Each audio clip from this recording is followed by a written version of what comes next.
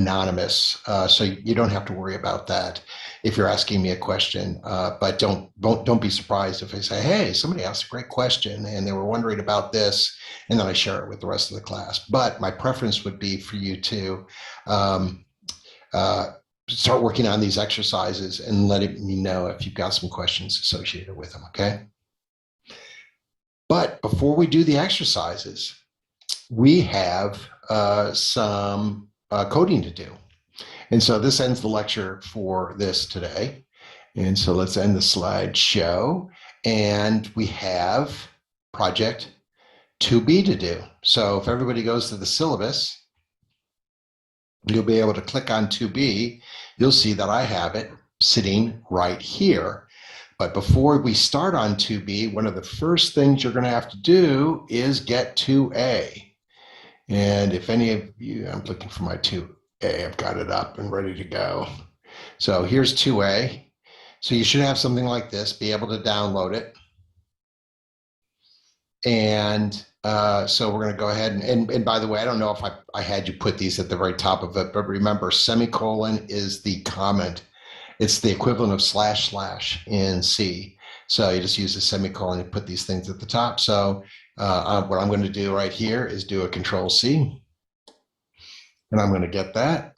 And I'm going to bring up PEP9. You following along with me?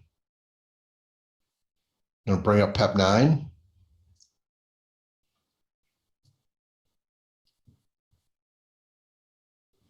There it is. Let's make it big.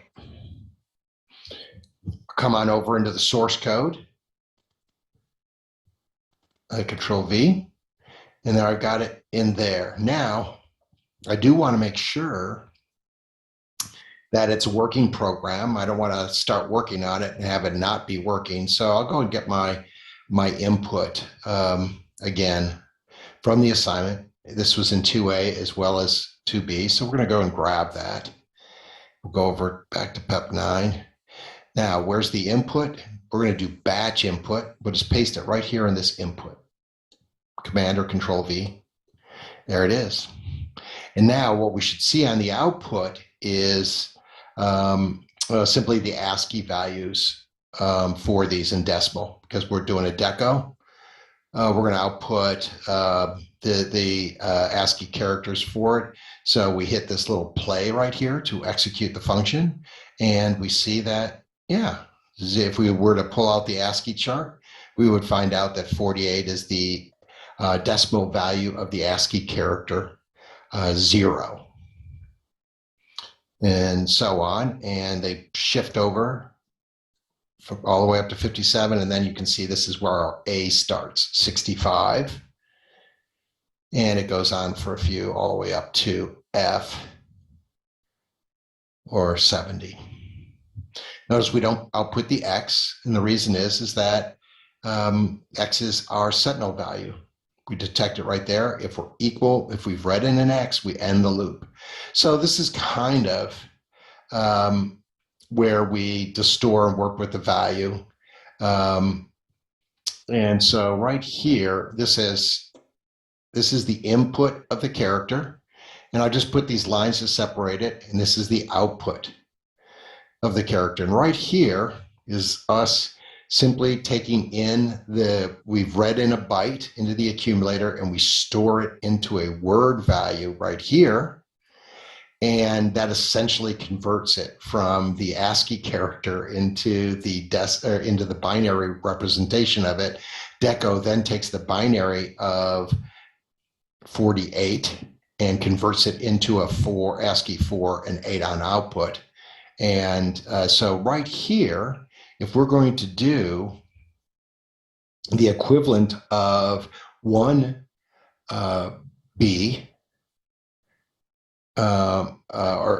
we would want to go over here and take a look at 1B, and I'm going to bring it on over so you can see it. But if you remember from 1B, what we're doing is we go ahead and all we're doing, so here's our deco. And here's our input. This is what we currently have. So this is essentially what we need to do today. We need to convert anything 0 through 9 inclusive by subtracting a 48 off of it. Otherwise, we do a 50, we subtract 55 off of it.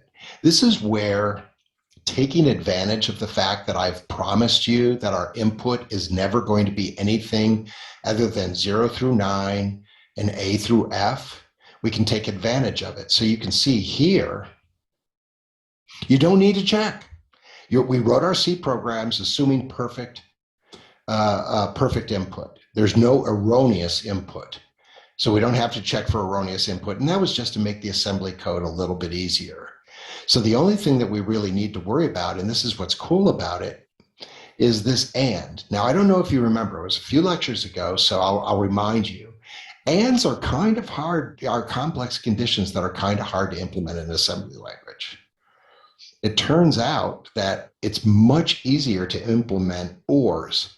And the reason is that for ORs, you can do something if either one of the conditions are true. Let me give you an example of it.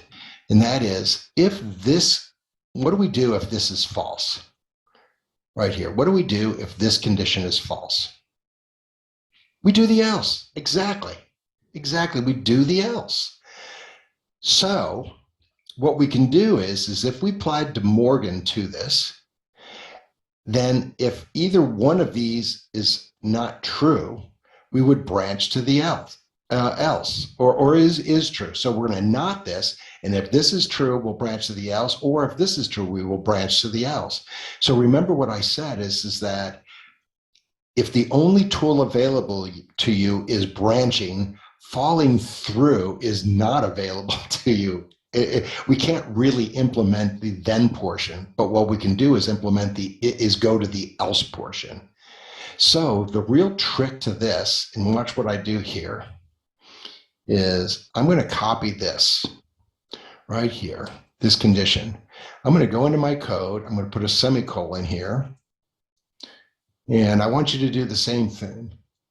I'm going to put that condition right there. So here's the condition that we have in the code. This is the condition that if true, we go to the then portion of the code. If true, we fall into the then portion, so we don't go anywhere. Now we're going to De Morgan it right here in place. Let's do it. So if C in, and we're just going to do it real quick here, is less than 0, or do you remember how to do the De Morgan? See, this is all in it, or C in is greater than 9. Right there, there's the De Morgan. Everybody see it? Oh, I didn't mean to do that. I meant to click here to line these things up nicely.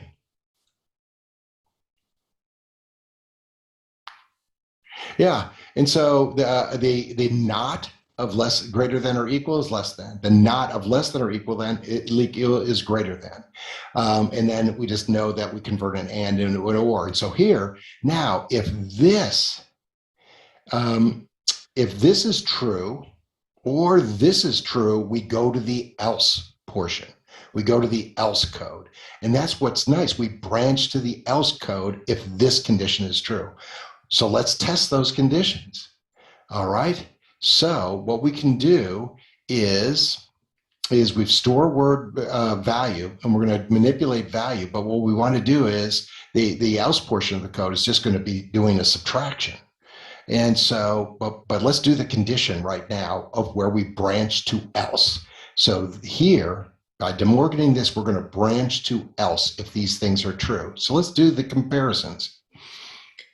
So what we do is a comparison. And you can see we've got a little bit of an example up here where we can but now we can't look at the accumulator anymore.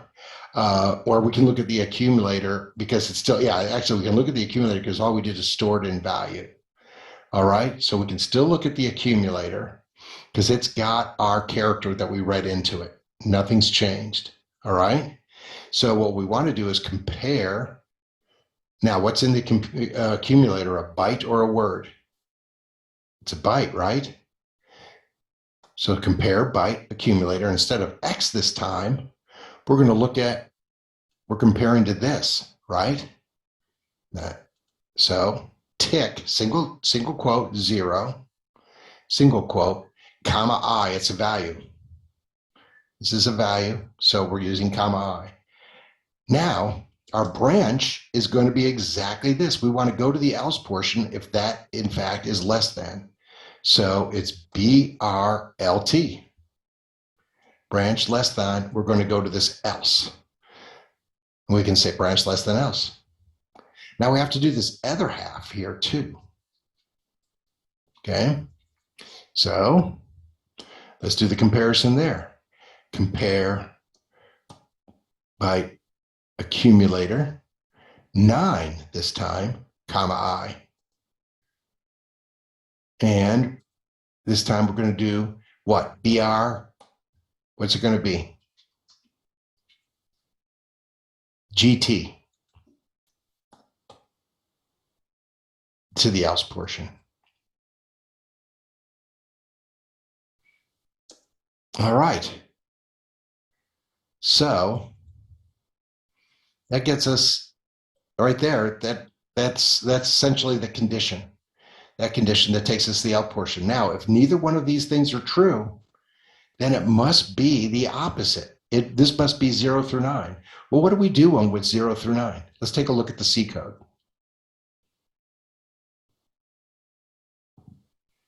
I've got the C code somewhere here. I think it's right here. What do we do? The value, if it's 0 through 9, meaning we haven't branched to the else portion, this is our then code right here. I'll just put this over here for safekeeping. So what we're going to do is in our then code, you can see, let's see if I can put it over here real quickly just to hold it in line. There we are. And let's then hold this right here like that. Yeah, it's a little ugly. Let me go to this window, view code only. There, it makes it a little bit easier to read. So here we have it side by side, so we can implement it a little bit more easily. So we're in the then code right here. And by the way, you can use labels even if you don't branch to them, just to tell you that this is the then portion of the code. Well, what are we going to do in the then portion of the code? Well, we have value. It's not in the accumulator anymore. Value got stored, and so I guess we're storing value. What we want to do is just subtract off the accumulator. And so maybe we were a little bit hasty. We'll bring this down. We don't need to store that value until after we do this stuff. So hang on to that a little bit. So what we want to do is subtract from the accumulator, right? And there's that. We have a sub A that allows us to subtract from the accumulator. What do we want to subtract? We want to subtract 48 from it, right? It's as simple as saying 48, comma I. There's the then portion. Okay, the else portion, you tell me what it is, because you can see it right here. It's going to be the same thing, except, so what do we do? Somebody tell me what, it's the same thing. Anybody? Subtract 55. Sub A. Oh, yeah. Sub A. That fit, there's the 55, right? Sub A, but this time 55, comma I. Okay. Now we don't want to do these two things together. So when we're done with the then, we don't want to fall into the else portion. So here we kind of have to branch to end if maybe, and do something, and that's where we want to go. Okay, well, we've got it in the accumulator now. The accumulator's got the right value in it now. We should be able to dump that out. And then the then portion, we have to be careful that we don't want to, we just want to branch around that 55. So this condition takes us there where we subtract off 55, And then here we'll leave a little space. So I'm using the space to kind of break up what we're doing. So here we can see the code kind of reads nicely. And that is by applying the De Morgan, we're able to do the condition right here to branch to the else portion. And then we fall into the then portion because we didn't branch. And then we subtract off the 48 that you can see right here with that minus equals. That's just a sub A. It's just a sub A. And the rest of the code should actually work the same way. So let's go ahead and clean this up a little bit. We don't need that space there, but we might want to. Yeah, we have to push the scary play button, no doubt about it. Let's go ahead and get ourselves some of that stack. I thought I could bring this over. Apparently it's not going to let me bring it over. We'll take a look at memory. So here we've got memory, got it all over here. So now I'll hit this, and instead of 48 coming on out here, we should be able to see these come on. Actually, 0 through 9. Then we should be able to see, 10, 11, and so on.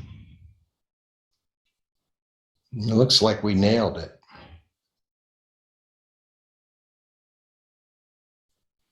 Oh, I didn't handle 0 though. Oh, I don't have 0 in the input. My mistake. Sorry, everybody. I cut and paste error. Let's try that again. There we go. So we handle 0 through 9, 10 through 15. Not too.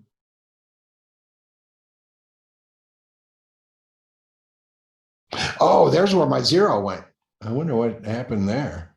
No, there is not. This is what the input's supposed to be. I'm pretty sure. I don't know how I got those zeros messed up like that, but we're gonna go back. Oh, go here to the project too.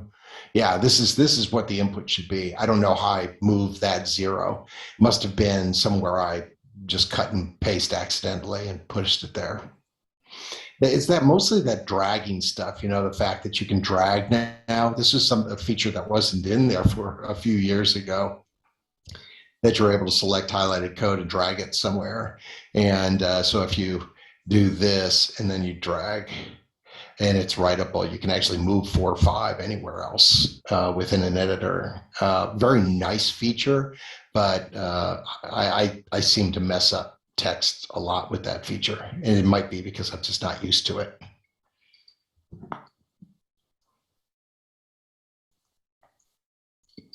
Yeah, it was not originally in the UI of Windows. So it totally messed me up when I started going, I don't understand. Why is clicking in there not working? It used to be that I could click, and it's just because I was moving my mouse ever so slightly that it wouldn't allow me to click in what I selected, because it was thinking I was moving what I was selected, not something that was a feature early on in Windows. All right, so this is the today's project, I believe. Let's go ahead and just go through it, make sure everything's right. Yeah, so we changed this example output. There we are. And yeah, not a bad 10 points, huh? So we're coming up here, and all we need to do here again is the same thing, is we file save as. Oh, come on up here, change this. This isn't 2A anymore, so this is 2B. Want to do a file, save as. Before we leave, we've got a little bit of time. Then we're going to go through those exercises. But since we have a little bit of time, let's step through this so that you all can see everything that's going on with the registers and memory. This is something that we did during office hours after some folks left. And so I'll just go through it again, just so we can see it all working. When you do that, just step through the code. Remember, we start here, and if you remember, the program counter gets then set to 0 because that's where the first instruction is going to be. So you can see the program counter is right there, and then you can start stepping through the code. If you can't tell, These aren't cartoonish exclamation points, they're shoes, footsteps. So for stepping through the code. So we're going to step through the code, and you can see here we've moved to the debugger tab. I can't move that over either, darn. So we'll start stepping through the code. And so here at the branch made, so that should take us to wherever main is, the address of main, which is this address right here. So through the execution of it, in fact, the program counter, which would normally just go ahead and advance it to address 3, but here we're don't want to advance to address 3, do we? Because shoot, that's like it's going to stop because it's got a 0 there. So we got to branch around it. So the program counter, in fact, will change to the address of main, which is at location 0006. So let's see that. And you can see the program counter changed to 6. And here we are, we have main. It's a no op. There is an instruction. It's instruction 26, but it does nothing. So it's just for me to hang a label off of something. And so we just step through that. We fall into this loop instruction, and that's an LDBA. And so we look at that to execute the LDBA. We're going to read from char in. A should get the ASCII, the accumulator should get the ASCII character 0 read into it from input. So we step into it, and we should see the accumulator change. Oh, look at that. Now, if we don't know what the ASCII character is for that, we could actually come on over here, type 0, and you can see that it translates 0. The ASCII, this field is the ASCII character. This is the binary value of it. This is the hexadecimal value of it, and this is the decimal value of it. So you can see decimal, hexadecimal for the ASCII character 0. So that's kind of nice. So that looks right. Now we're going to do this comparison, and the interesting thing here is, remember, this is going to result in a subtraction of X from the accumulator, and then we're going to ask if the accumulator's got a 0 in it. I'm sorry, the accumulator is not going to change its value. This temporary thing that you can't see here, unfortunately, you can't see what the result of the subtraction is, but the result, whether or not it's negative or 0, is stored here. So what we do is do this, and we see that, in fact, it's a negative number, and it's not 0. So it is not going to be equal. So it's going to branch. We're going to branch equal. We're not going to branch because it's not, that 0 is not equal to 0. From that status, it's looking at that status bit right there. So we're not going to branch. We didn't. We compare byte accumulator now to 0, and we branch if it's less than. Is it? It isn't. So we shouldn't branch. We're going to branch if it's greater than 9. Is it? No. We're on this ASCII character 0, so we shouldn't branch. We didn't. We fell into it, and we had 48. Now watch this. So that decimal 48 is going to be subtracted from the accumulator, and that should go to 0 with the execution of this instruction. Boom, it went to 0. Now we're going to branch around this subtraction and go to this end if. We're going to store 0 into a memory location. That memory location is value. It's got the name value. Where is value? So value up here is at location 0004. So let's look at 004. So this is 0, 1, 2, 3, 4. Oh, okay. Yeah, we haven't written to it yet, so it's initialized with zeros. And so we should see this change to nothing because we've got 0. So we're going to write 0 with 0, but we're going to do it anyway. Let's see what happens. Oh, there it went. And so it's marked in red. As soon as the store instruction goes, it marks in red the last bytes that were written. So these 2 bytes were written, didn't really do anything to it. And then we're going to output this. 0 translated into decimal is decimal 0. There it is right there. And so we output it, and now we're going to load a \n into the output, store it on output. So we get that character feed, and then we're going to branch to loop. We go up at the very top, and we'll quickly go through another one. We didn't read X. One, we shouldn't be branching because the ASCII character 1 is in there. We're going to subtract off 48 from 49 this time. This time it's going to go to 1. Watch it. Boom. Went to 1. We're going to branch around that other subtract, the else portion, and then we're going to store word that value. And this time that value should change to 1 so we can output it. There it is, change to 1. There's the memory right there with that store word. Now we can deco it. We'll see a 1 come out on the output right there. And then we go ahead and put the \n after it, branch up to loop. Any questions about that?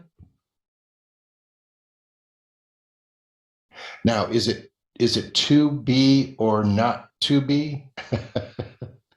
Is that what you're Yes, it's to be or not to be. That is the question. So anyway, we want to save this out. Here's the working program. Let's go ahead and save it out. Stop the debugger. You'll stop the debugger by just hitting that right there. You're still on the debugger tab. That's okay. Just come over to the assembler tab. Now what you want to do is do a file save as, save source as. There it is. And you're going to save to project 2B. And I'm probably going to go, it exists already, 2B. So I'll go ahead and add 2B 11-9. All right. And there's our code. You're going to need that for next time. But for our assignment, we want to go to the assignment. I'll go to student view so I can match exactly what you all are doing. You want to start assignment, something that's required now. Come on down here, choose file.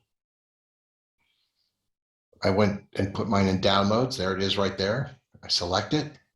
Notice it's a TXT file. We need to have it be TXT for me to mark it up if you have any mistakes or I need to give you feedback in the markup viewer. Submit assignment. Whee! Balloons and graffiti.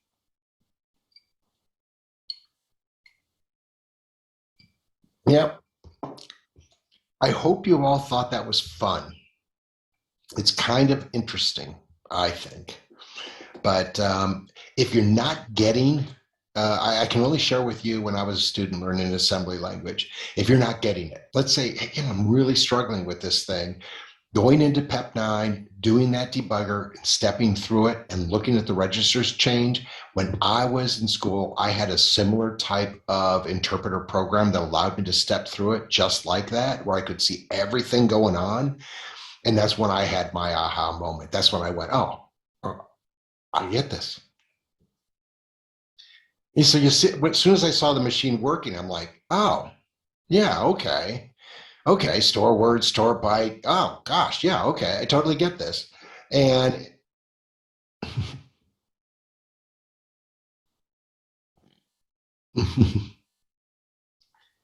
right, right, probably for a vending machine, yeah, in a playing music, yeah.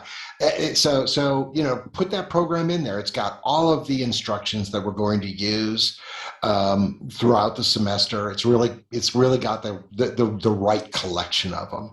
And so if you're struggling at all with, I just don't get what these instructions are doing, step through it until you do. And I guarantee you, it's only going to take a few times for you to have until you have your aha moment. It didn't come with the first run or second run with me stepping through it. It took a few runs until I finally went, oh yeah, I know what the machine is doing now. I totally get it. It makes perfect sense. So I need you to do that. And you're going to need to do that in order to prepare for the exams. All right? Okay. Now, with a little bit of time we have left, and we can extend into office hours, no problem there.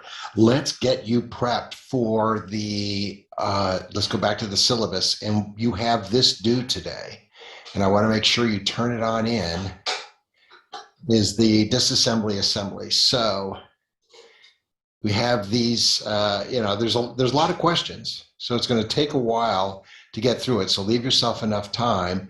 But, we can, let's jump to question 6. It's not that bad, really, what it comes down to. Coming up here, you will need the PEP9 quick reference. Note that this is not going to take you to the RTL. For disassembly and assembly, I'm not actually asking what these things do. So notice I don't give you registers here. So for these questions are really just kind of advanced encoding and decoding, but but then merging in the symbolic aspects that we would use in assembly language. So it's just really the encoding decoding exercises, but just more questions associated with the particular instruction. Okay? So it's these are a little bit easier. So I just jumped to question number 6, but I knew what I was doing up here. So I'm going to go back to 6, but I have to open up the quick reference guide. I don't want to navigate away from it. Okay, I'm going to hold my control key down or your command key down, and you should left mouse click. You should not be navigating away from this. Let's try a right click, but open link in new tab. Fine. That was a good suggestion. Thank you. But I thought, I don't know why I'm holding the control key down, didn't do it. But that's what you want to do, by the way, is have that at the ready. And if you have a printer at home, printing this is perfectly fine as well. And make some notes on it if you need to. Like an arrow pointing at that U. Oh, this means unary. That means it's only a 1-byte instruction, not a 3-byte instruction. Things like that. Okay, but for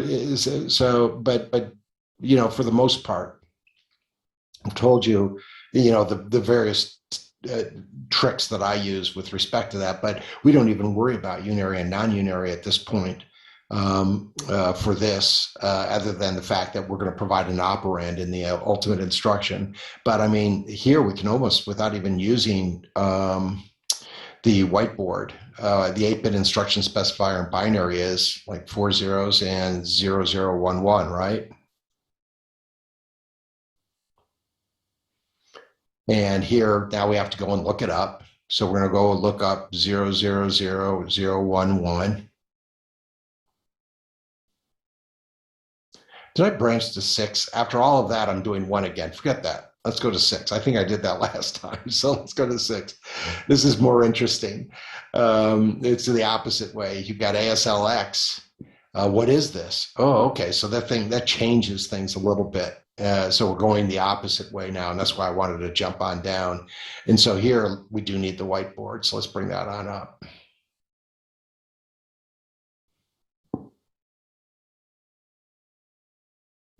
Okay, went to the other window. Just one moment. It's still coming up, believe it or not. Oh.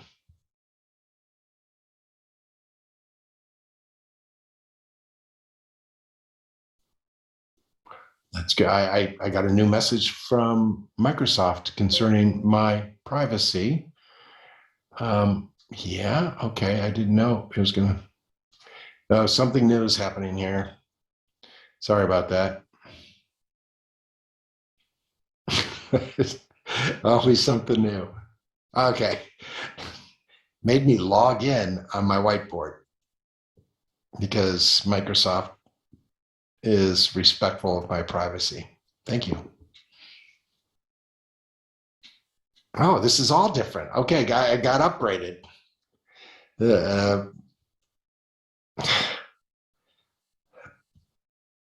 Sorry, I did not know I got upgraded. Goodness. Yeah, I know. Okay, so let's figure this out. I guess I just want an untitled whiteboard. Yeah, sure. Yeah. Okay. Yeah. Well, is this it then? Let's see if this is it. I'll start writing on it, and we'll see if this is it. Let me go ahead and Windows write this guy. Let me select this, and what we're going to do is with this ASLX, what we need to do is, let me see if I can write here. I can't. Good. Excellent. Okay, so it didn't look very white. It looks kind of grayish, but okay. Yeah. All right. So I think I'm all set. I don't even need this anymore. And so ASLX, let's look it up. So it's ASL, what we're looking for. That X was clearly a register. And so let's find our ASL. There it is, right there. So this would be our ASLX instruction. So if we have ASLX and the R is the X, right? Now let's write down the mask for this. So this is 0, 0, 0, 0. 101, 101 R. Can everybody read that? So next thing that we do here, I think we're going to be asked in the quiz exercise, the mask is, oh, okay, let's see if we, let's find it. There it is, 000101 R. Great. Okay, the register bit is, okay, the register bit, if that's an X, if you looked at the quick reference guide, you would see, if you haven't memorized it yet, you would see that for your register, a single bit right here, value of X maps to a value of 1. So this would be a 1. And so the register bit is 1. The addressing mode bits are no addressing mode. There isn't notice there's no A's. And then no single bit A, no 3-bit A's. And since there's no addressing mode, we know that this is a unary command as well, unary instruction. The 8-bit instruction specifier in binary is, you can see it's just going to be the 4 zeros, 1011 for the register. So 000, 1011. There we are. The 4 hex digits of the operand. Well, there isn't an operand. This is a unary. So, yeah, none of the above. There's no operand. The machine language instruction, including the instruction and operand specifier, if included, in hex is, well, there's no operand, so this just asking us what this is in hex. And so it's 0. And what's 1011? For those of you who have your card, what's 1011? Look at your card. I mean, we can figure it out. 10111 plus 2, 4, 8. So it's 8 plus 3, which should take us to 11. And A is 10, B should be 11, so that should be 0B. Is that what your cards say? Now you understand why it's really important to have that card sitting over there to the side, and I do not. Do you all have, does anybody have the card sitting off to the side?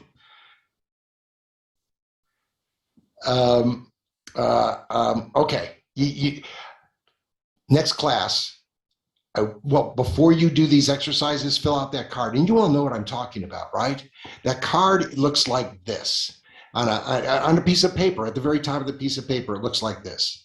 0, 0, 0, 0, 0. And then you've got 1, 2, all the way up to 1, 2, 0. Sorry, that is not the case. 0, 1, 2 in decimal over here, or actually hex. This is going to be hex, and then you can have decimal next to the A, B, C, D, E, and F, but these will match up nicely. And you want this to go all the way up to 7 on this column right here, and so then it will go all the way up to 0, 0, 1, 1, 1. Then over here you're going to have 1, 0, 0, 0, and you're going to have an 8 sitting there. And then you're going to have the 9, which is going to be 1, 0, 0, 1. Then you're going to have the A, And here we go, 1, 0, 1, 0. And then you're going to have the B. And this is where I just needed to quickly look up 1, 0, 1, 1. You would have 1, 0, 1, 1 sitting right there. And this is going to go all the way up to F, which is all ones. You can see the value of this thing, right? Is that you don't waste precious exam time going 1, 0, 1, 1. What is that again? You just look at 1, 0, there is B. And so we come on over here and we can then just quickly select, it should be 0B. Okay, so this card is essential. If you do not have it, you must have it. And if you can't remember, A is 10, or 10, just next to the letters, right? 10, 11, all the way up to 15. Okay? Super important. Could you do number 1? I'm not entirely sure how to approach it. Okay, so question number 1. This is just going the other direction. So let's go ahead and do it now. I think this plus is going to get me another one, maybe.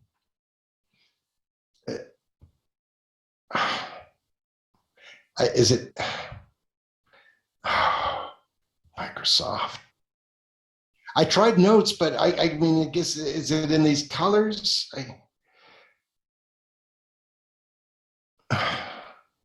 Darn it. Yeah, I'm recording this. Stop recording. Recording stopped. I didn't want to save for posterity my struggling with Microsoft Windows product. So I'm adding, so it's not notes. It's not text, reactions, shapes. I don't understand. I just want a plain old, yeah, let's go with images. I just want to go with a plain old white, no. Text. I want a plain old whiteboard.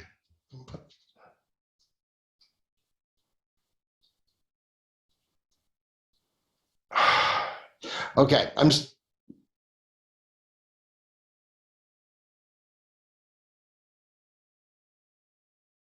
Yeah, this is nuts. This is just nuts. Okay, let me erase, and we'll just do it that way. I'm going to erase this, and because I can't make a new whiteboard the way I did, and I'm just going to have to go online and say, how do I make a new whiteboard? Unbelievable. Yeah, because new gray board, I guess, is what it is. Okay, so let's go ahead and do 0-3. Here we have to do the opposite of, I should have left my partial card up there, but I know 0-3 pretty well. So 0-3, we're going to just go the opposite way here. We have to turn that into 8 bits, and so that's 0, 0, 0, 0 for that one right there, right? For 3, we go 0, 0, 1, 1. You can look that up in your card, but by now you probably know that 0, 0, 1, 1 is 3. And then we were able to answer the first question right off the bat without even looking up a thing. Okay, so there it is, 0-3. Fine. Okay. Now the quick reference says, well, you got it. The mask is this thing that includes the A's and N's and R's in it. And they're asking us to look up 0-3. And we're going to find that there's nothing special about 0-3. There's no R's in it. There's no A's in it. And so, in fact, it's kind of uninteresting mask in the fact that the mask is exactly the same as the binary. And so we just look for wherever, and there it is right there, 0, 0, 0, 0, 0, 0, 1, 1. So we pick that one right there. And then the instruction is, okay, fine. They want me to go and look at the instruction next to it. That was a move spa. So there's the instruction right there next to it. So the instruction, and there it is, boom. The 4 hex digits of the operand specifier. Well, is there an A in this mask? If there's no A in this mask, there is no operand. So there is no operand, so none of the above. Okay, in assembly, the operand specifier can also be expressed as, well, there's no operand, so it could be expressed as nothing, none of the above.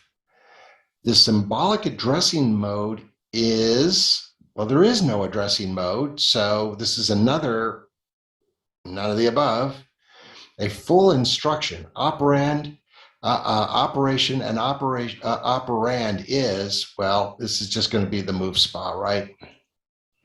And so here I'm trying to fool you by adding in an operand. No, there's no operand. This is a unary command. It's not a move flag. It's okay, and it's none of the above then.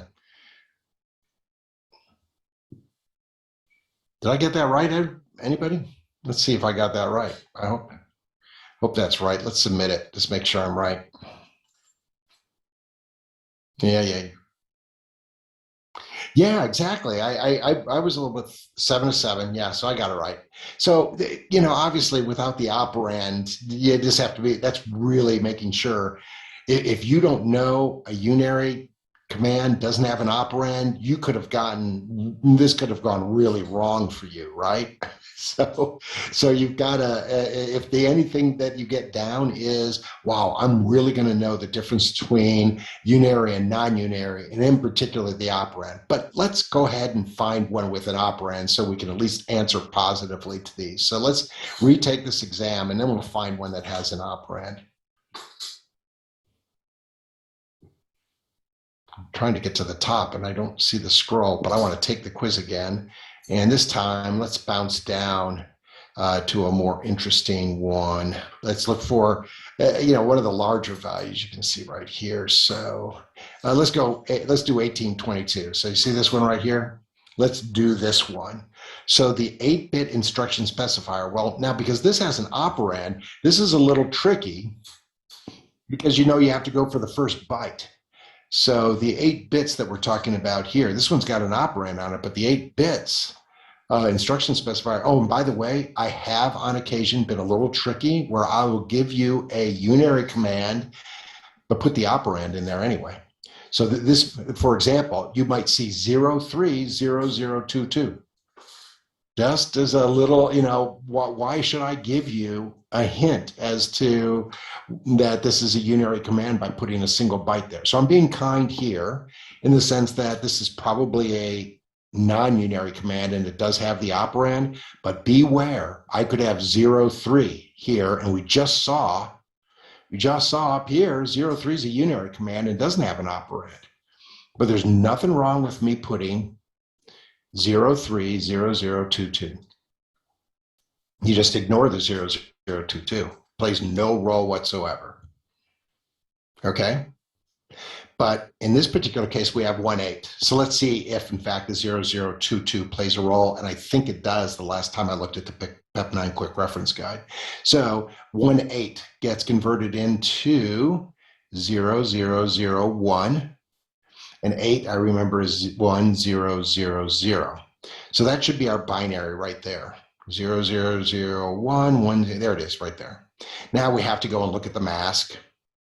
So let's go look at the mask, and we're looking for a match now. Remember, we go up to the first letter on this thing. And so this is a little tricky. Some students have had trouble with it, so follow along, and if you don't get it, feel free to ask, but we're looking at this right here.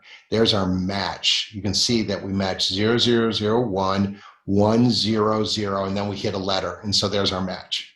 And our mask then is, in fact, everything except there's an A right there. And because of that A, that tells me that it's a non-unary command and that operand is in play.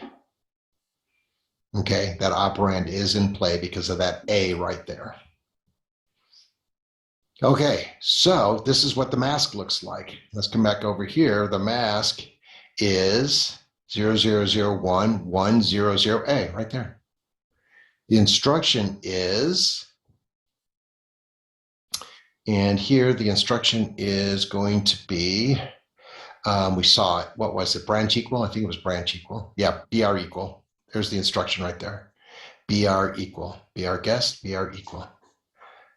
BR equal. Okay. Now the 4 hex digits of the operand. Well, let's go ahead and write the operand down here real quick of this. So 0022. So we have the 002 2. So everybody gets this is the instruction specifier, and this is the instruction operand, okay? And that's hexadecimal right there. So I'm asking the 4 hex digits of the operand specifier are, oh, that's pretty easy, 0022. That's not too hard. In assembly, the operand specifier can also be expressed as, okay, this might be interesting. Oh, don't make that mistake. In assembly language, 22 is decimal 22, base 10. This is hex, base 16. So it's not 22. Hex 5, no, I mean, it's hex 22. 0x makes it hex. Remember that in assembly language, that's how we specify a hexadecimal number. And I can have either 0x0022 or 0x22. Both will be the same. All right? But I don't even think about it. I just write 0x0022 for that.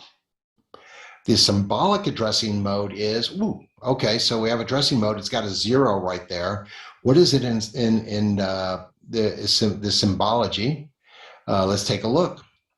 Okay, so a single A, and it's got a 0 for it. Everybody sees that it's a value 0, right? Right here. So we have to go down to the single bit addressing modes. Single bit addressing modes. Oh, single bit addressing mode. See, that's how I know it's a single bit addressing mode, single bit A. A 0 is, and the symbolic representation of it is I. Okay, so let's take a look. I think we can answer that now. The symbolic addressing mode is I. A full instruction, operation and operand is, it should be, we saw that it was BR equal to 0x22, comma I. But note that on branch instructions, the comma I is optional. Let's see if I require you to know that. BREQ 20, did I mix these up? Boy, it's beginning to look like I didn't mix these up. I don't think I've selected many from below. But this 22 comma, well, no, here's a perfect example of this is wrong. So this is branch equal 22 comma I. That's not right because that's a decimal 22. It's got to be a hex 22. BR equals 0x22, no comma I, but for branch instructions, you don't need the comma I. So this is actually kind of tricky, this one right here. And that is, I would think none of the above because you would think that it would be BREQ 0x0022, comma I to build that full instruction. But remember with branch instructions, if it's comma I, you do not need the comma I. And I have asked for you to know that here.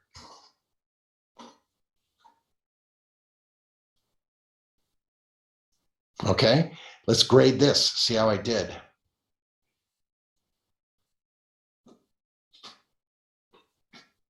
What instruction did I do? Does anybody remember? It was 3. Yeah. Any questions about that?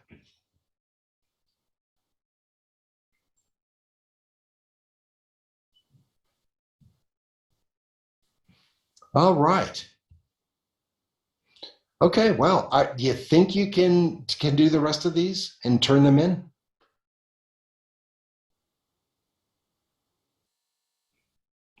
Why don't you give one a go and ask me some questions? I'll hang on the line here. How about another 5 minutes? Why don't you all try one on your own? And if you're struggling with it, then we'll go over it. Okay, so I'll give you 5 minutes. So I'm going to go on mute, give you 5 minutes. And by the way, you all are free to leave if you're not interested in hanging around. Oh, you could hear them in the back there. Yeah, they're working. They're working at it. Yep. Oh, they're acting all embarrassed. Yeah, they're working on it. I don't know what it is, but in any case, yeah, I'm just going to go and get. Yeah. Or you know what? Two's probably. Why don't you? I'd go for four. I'd go for four. Why don't you do four? Why don't you all do four, and then let's see how you do with it. Okay. I just want you all to try it on your own to gain confidence that you know what you're doing, or you identify a weakness with what you're doing. So let's go ahead and try that. I'm going to go on mute. I'm going to go and get myself a glass of water, and I'll be right back. 5 minutes.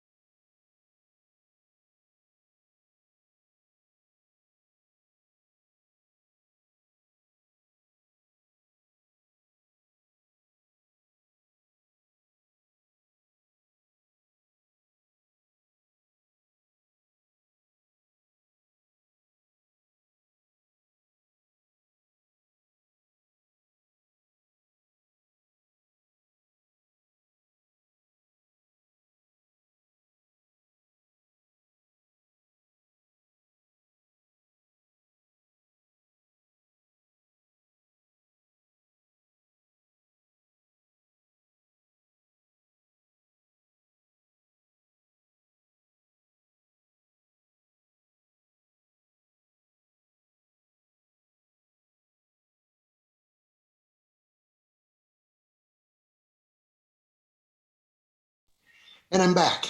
Any questions? Did you all? Oh, well, let's just talk about what we would have done. We would have converted 49 into a bit sequence, right? 01001001. So that would have been your first answer. You have to get that correct. That's why I want you to use those cards. You make a mistake with that, everything's going to be wrong. However, you get every single one where you're saying none of the above, none of the above, none of the above, none of the above. You should start going, hey, maybe I made a mistake early on in the process, and start checking your work. I am sure I am not going to do that. No, the reason I will only have that in like one. I mean, obviously, I kind of do that here, so I can't say I'm never going to do it. When there isn't an operand and I have the operand questions, yeah, you're going to go no operand, no operand, no operand. So it is kind of hard to say I never do that, but certainly not to the point where everything would be wrong, such that you wouldn't know that you must have made a mistake with your translation of the 49. But we can plug in your answers and see, and that way you don't have to burn them. So you want to give me your answers? Let's see, which one was it? Does anybody remember? Oh, yeah, I have to try again. I have to, okay, it was question 4. Okay, so let's go down to 4. Darn, I lose that because, here we go. There we go. Now question 4. And so, yeah, go ahead and give it to me. So we already did this one, right? 0, 1, 0, 0, 1, 0, 0, 1. So we know that, right? Yeah, I can hear you. What's the mass? Got it. Is the yeah, string output, sure. The 4 hex,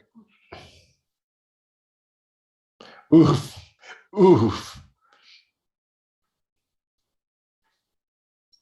So there it is right there. That is the 4 hex digits of the operand.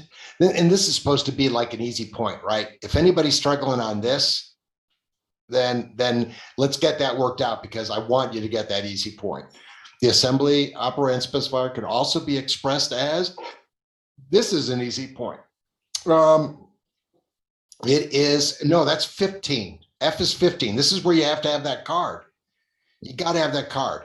If F is 15. And so you can't have F. That makes no sense. 16 is decimal representation, but here we have a decimal 15. Yeah, it's a decimal 15. That is the only one available to us. Or 0xF or 0x0F or 0x000F.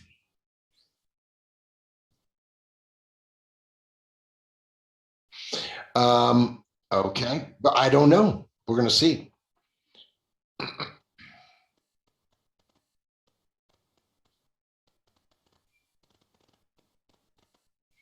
Oh yeah, here we go. Yeah, there we go. Sura 0x. There it is. The comma D. I think that's the best one. Yeah, not comma X, not F. Yeah.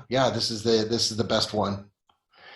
Okay, let's submit it and see how we did. 4, right? So we'll jump down to 4. Submit quiz. Okay, jump down to 4.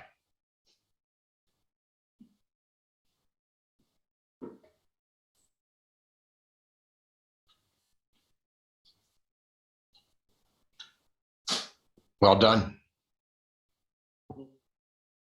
Yeah. So you guys feel pretty good about this then?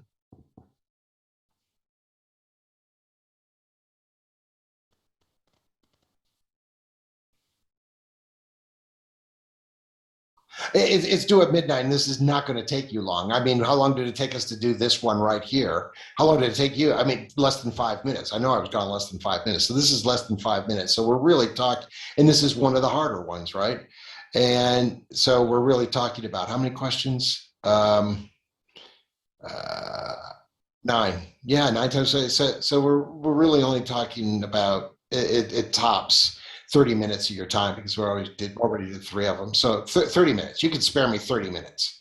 And by the way, this is 59 points that goes on the books for you. Yeah.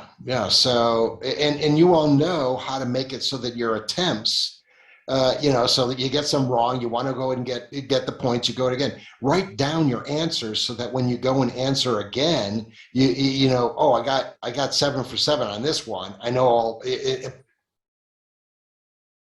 I know it's just I I have to do it when I take my quizzes. It's a thing.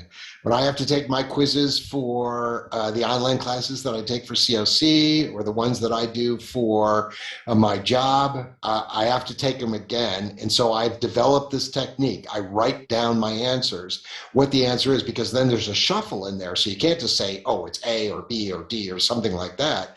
You have to, or it's the third one down. It gets shuffled. So you have to write down, let's go down here, for example, on 4, where we have these answers, you would have, oh, but which one was it that I had? Where's the right answer?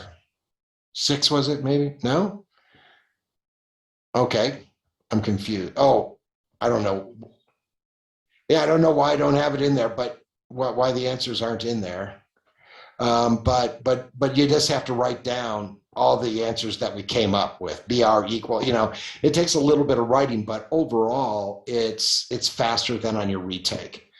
So you write down on a piece of paper what your answers were for each question. And then when you retake it to get, to start eking out 5 to 10 points, whatever it takes on the second run, you just fill in the answers and then change the ones that you got wrong, and then submit it again. But then write down your changes for the answers that you gave. Then write down, and so you just keep writing down the answers that you gave on a separate piece of paper so that you can recall them. And that way it goes a lot faster to make sure that you maximize your points. And so, if you get 50, I know that you're like, well, do I want to retake this for the 9? My recommendation is, yeah, go ahead. Go ahead and do it. It's well worth the worth the points, as long as you use that little technique that I just described, and that is writing down your answers. All right. I was. Any I other was questions? gonna, Sure, Bryce. yeah, I was gonna ask. So, like, out of 3 attempts, do you take the highest score or It the most does. recent? It does. I've set it up so that it is the highest score out of the 3 attempts. I'm pretty sure I've configured it for that. But I mean, I could have made a mistake. I'm surprised it's not saying on here, so I'm looking at it. Kept score. Oh yeah, see, it took my better one. It always takes the best score.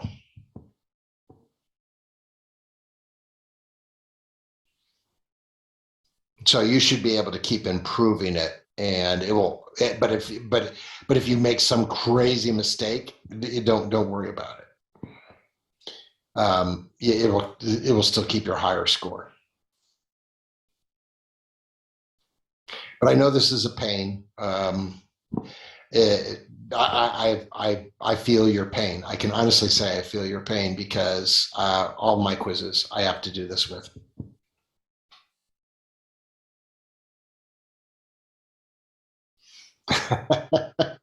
And by the way, you only have to write down one answer, right?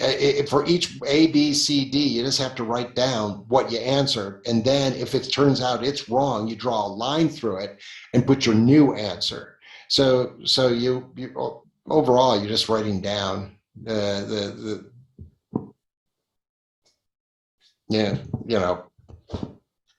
just the answers that you need to. You don't have to write out each option and draw a line through it. If you got everything wrong, it's obviously going to be harder. But yeah, give it a go. Give it a go. All right. Anybody else have any other questions? If not,